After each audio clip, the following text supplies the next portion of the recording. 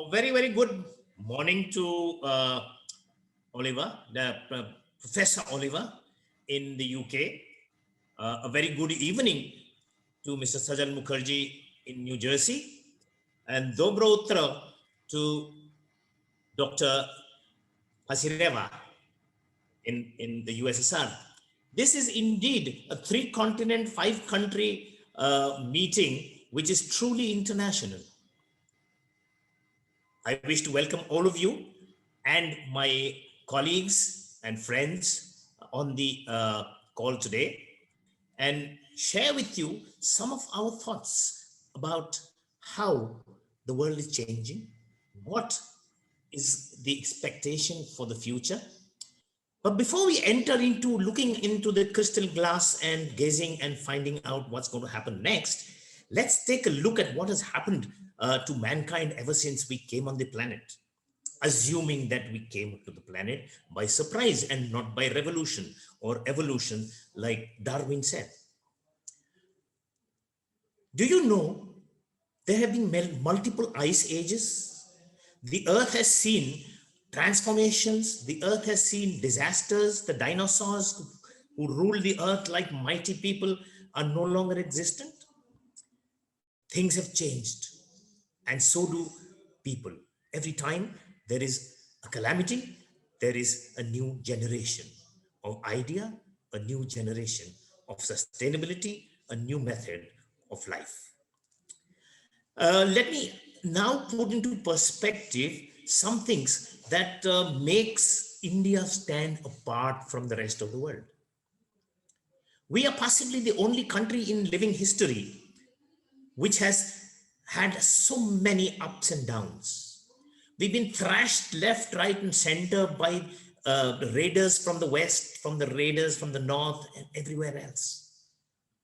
Ever since Ashoka the Great ruled the country about 300 before Christ, we have always been under dominion of a foreign power.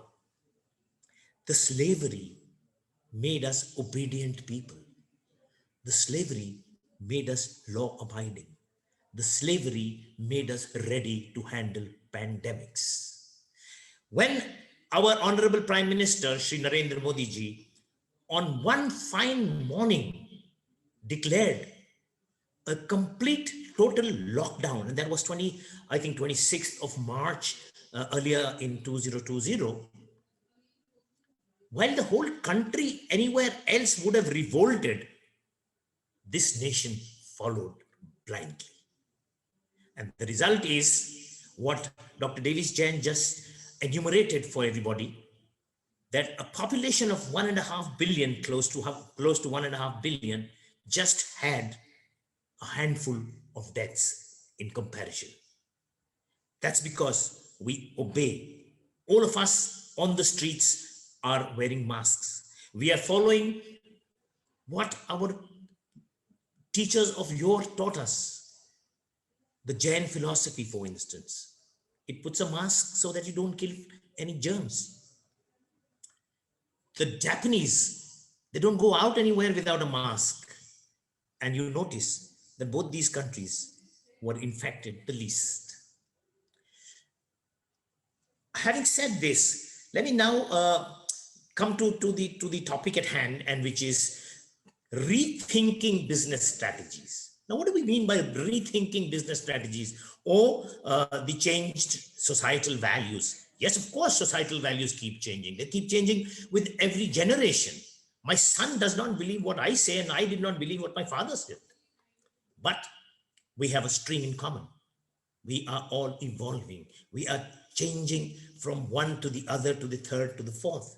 And India emerged only 74 years ago from dominion of one power or the other.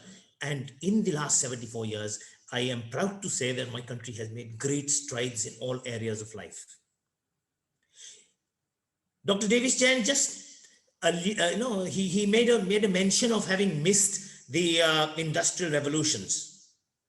Yes, there are 4 industrial revolutions that we talk about, and we missed 2 of them. that of 1765 and that of 1870. The third revolution, which started in 1969 of IT and electronics, India started to participate. And companies like Infosys and whatever else in the software business took India to a very, very high pedestal.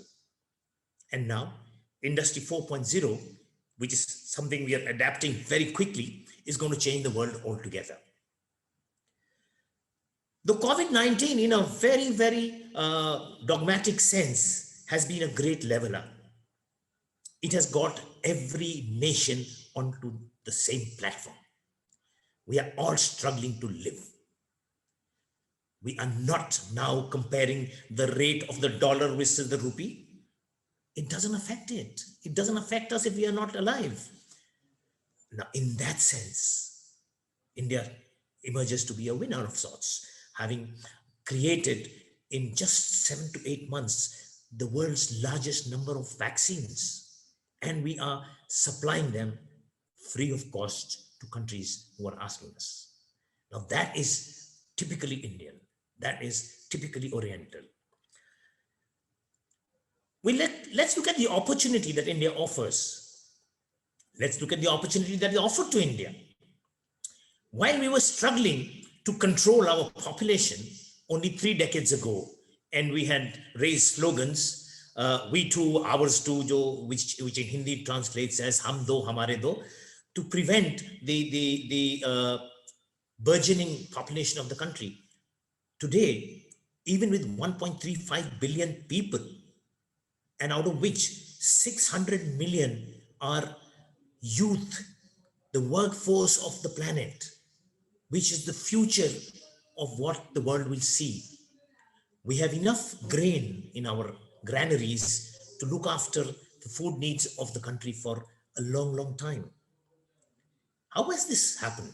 This has happened through evolving and rethinking business strategy every now and then. The green revolution, the milk revolution, the egg revolution, the soya revolution, of which our chairman, founder chairman, has been very responsible for creating this country, have all seen India becoming self-sufficient in food.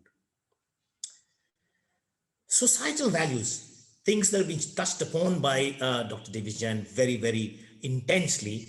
I will like to add just a couple of things there. Consumerism has moved to austerity. And I believe, although mankind is very resilient, mankind bounces back to old bad habits very quickly, this austerity is here to stay for a longer time than we can think of. The entrepreneurial challenges. Now, this is something which is very critical to today's and tomorrow's deliberations. Challenges have moved from one M to another all along time. What are these M's? The M's in my dictionary are manpower, money, machines, material, and markets. In the present day challenge, India is not challenged in terms of money, not challenged in terms of manpower, not challenged in terms of materials. We are a very resource-rich country. The challenge is markets and machines. The gains of Industry 4.0 shall provide solace to these challenges and make entrepreneurial ventures more viable in this country. The strategy of business that has seen a shift with time and the present day's focus has been very aptly identified by our Honorable Prime Minister, which is Atmanirbhar Bharat, that's self-sufficient India, and Make in India. We have never been known for the last many centuries, never been known to be a manufacturing giant.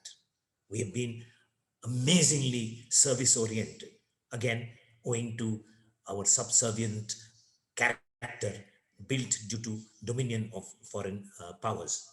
However, since we have emerged in the last 74 years, we are now very rapidly marching towards the road to self-sufficiency in nearly all aspects of industry and life. And with this, friends from the country, and I expect friends from across the world to join me in resolving to realign strategies and make this world a better place to live in. Thank you.